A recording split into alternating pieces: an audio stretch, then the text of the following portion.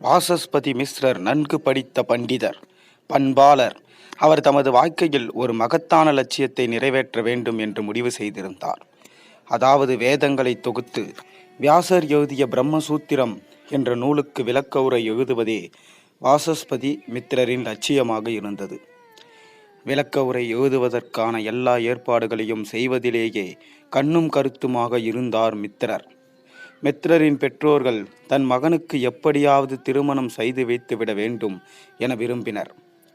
பெற்றோர்களின் விருப்பப்படி பாமதி என்ற குணமுள்ள பெண்ணை திருமணம் செய்து கொண்டார். தனது கணவரின் உயர்ந்த லட்சியங்களுடன் தனது கனிந்த உணர்வுகளையும் பாமதி இணைத்து கொண்டாள். தன் கணவருக்கு தகுந்த உணவை சமைத்து தருவது, அவருக்குரிய துணிகளை துவைத்து கொடுப்பது, குளிப்பதற்கு நீர் எடுத்து வைப்பது போன்ற அனைத்து வேலைகளையும் வேலை தவறாமல் சிறப்பாக செய்து வந்தாள் பாமதி.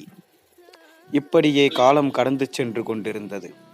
பிரம்மசூஸ்திரம் என்ற மூல நூலில் உள்ள ஸ்லோகங்களை பாமதி படிப்பதை கண்ணை மூடி ரசித்து கேட்பார் மித்திரர். பாமதியின் குரலை எங்கிருந்தோ அசிரிரி கேட்பதை போல் உணர்வார். பின் அந்த ஸ்லோகங்களுக்கான உட்பொருளை கிரகித்து கொண்டு ஆழ்ந்து சிந்தித்தவாறே சிறப்பாக உரை எழுதுவார். உடலை மறந்து உணர்வில் ஒன்றுபட்ட இருவரும் ஒரே லட்சியத்திற்காக உழைத்தார்கள்.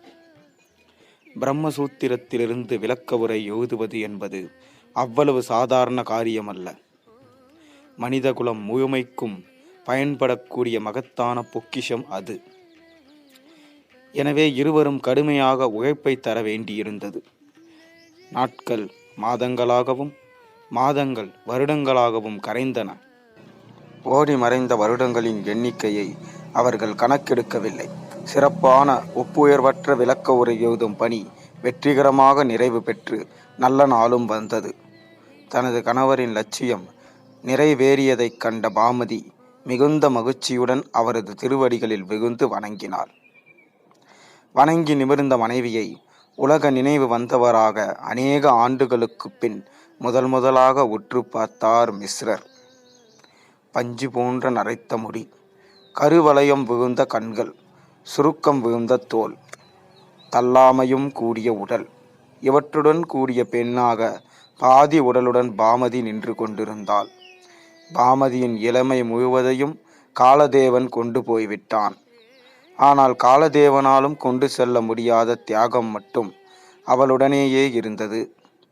அந்த தியாகத்தின் ஆற்றல் பாமதியின் முகத்தில் மறைக்க முடியாத ஒளியாக மாறி பிரகாசித்தது. அதிர்ந்து போனார் மிஸ்ரர். இந்த பெண் யாராக இருக்க முடியும்? சாட்சாத் பரமேஸ்வரின் துணைவியே இங்கு எழுந்தருளியிருப்பதை போன்ற பிரம்மை அவருக்கு ஏற்பட்டது. உடனே அவர், அம்மா நீ யார் என்று கேட்டார்.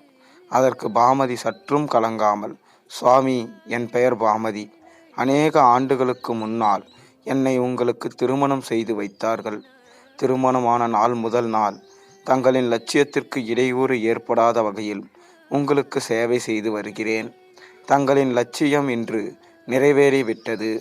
இதனால் என் பிறவி பயனை அடைந்தேன் என்று அமைதியாக கூறினாள் பாமதி. அடி பாமதி, முதலில் நீ என்னை மன்னிக்க வேண்டும். நமக்கு திருமணமாகி இத்தனை வருடங்கள் ஓடிவிட்டதா? என்னால் நினைத்து கூட பார்க்க முடியவில்லை. உன் வாழ்நாள் முழுவதும் எனக்காக எவ்வளவு உழைத்திருக்கிறாய்.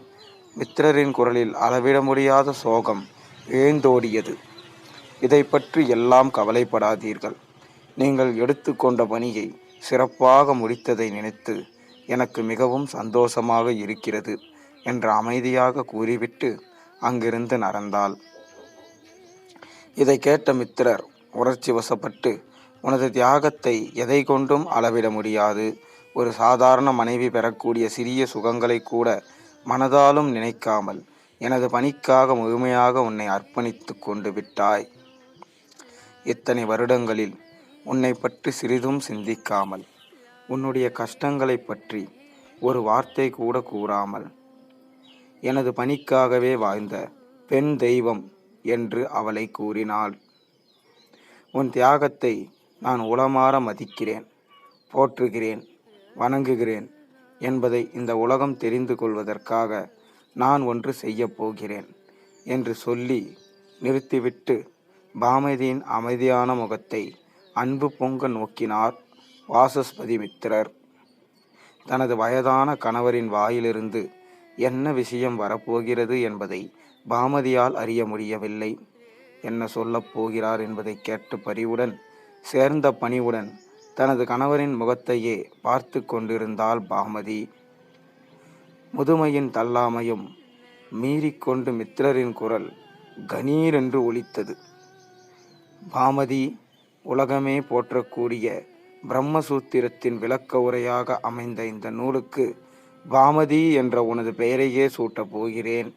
இன்றிலிருந்து இந்த மகத்தான நூல் பாமதி என்றே உனது பெயரால் இந்த உலகத்தில் வலம் வரப்போகிறது என்றார். பாமதியின் இளமை அழிந்திருக்கலாம், உணர்வுகள் கரைந்திருக்கலாம், ஆனால் தியாகம் வென்றது. காலத்தையும் மீறி பாமதி என்ற நூல் கற்றறிந்த ஆன்மீக பெரியோர்களின் கையில் இன்றும் தவழ்ந்து கொண்டிருக்கின்றது. இந்த கதையிலிருந்து நமக்கு தெரிந்தது என்னவென்றால், தியாகம். அனைவரும் தியாகம் செய்யும் மனப்பான்மை கொண்டிருந்தால் அனைத்தையும் வென்று விடலாம். காலத்தையும் வென்று நாம் இன்ப வாழ்வு வாழலாம். நன்றி, வணக்கம். இந்த கதை உங்களுக்கு பிடித்திருந்தால் மறக்காமல் ஒரு லைக் பண்ணுங்கள், சேனலுக்கு சப்ஸ்கிரைப் பண்ணுங்கள், உங்கள் நண்பர்களோடு பகிர்ந்து கொள்ளுங்கள். நாளை உங்களை ஒரு அருமையான கதையோடு சந்திக்கின்றேன்.